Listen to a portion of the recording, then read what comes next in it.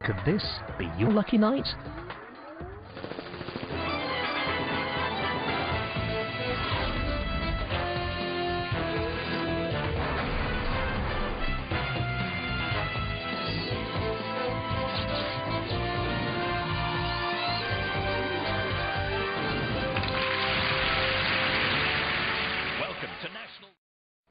May isang pamilyang nakatira sa di kalayong lugar sa Russia.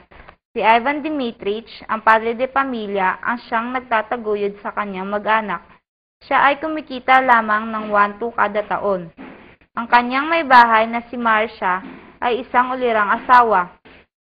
Siya ang gumagawa ng mga gawaing bahay. Ang kanilang mga anak ay mahilig maglaro at masunurin pa sa kanilang mga magulang. Kahit simple lamang ang kanilang pamumuhay, masaya naman ang samahan ng kanyang pamilya. Hanggang isang araw, handa na ang tanghalian. Halika, kain na tayo. Kain na tayo!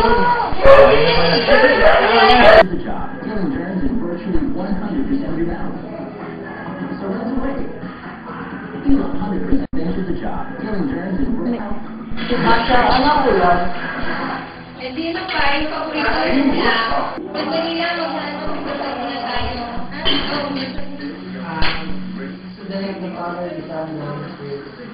God, thank you for the blessings that you have given to us. Thank you for the food that we each day. And thank you for having this family. Thank you.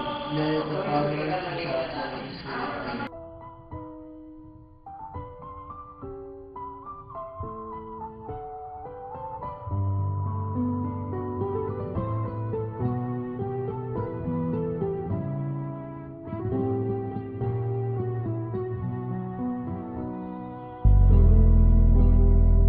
Uy! Nalimutan ko, tumaya nga pala ako sa loto. Tignan mo nga si Diario. Ano nga ba ang serial number mo? 9499, number 26. 69499, number 26. Kailan ba yung draw date ng number mo? Kahapon ko yung binili. So, ang draw date nun, ngayon. Sige, titignan ko dito. Masya! Bakit?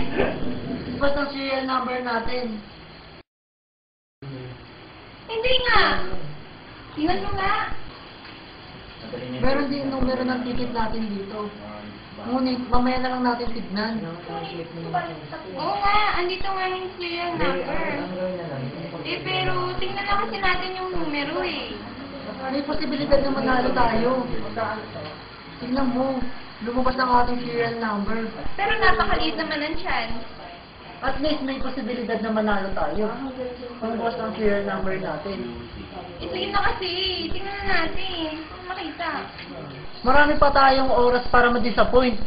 At tignan mo, nasa pangalawang linya ang ating numero. At ang mapapanalunan natin ay 7.5 million. Hindi lang yung pera.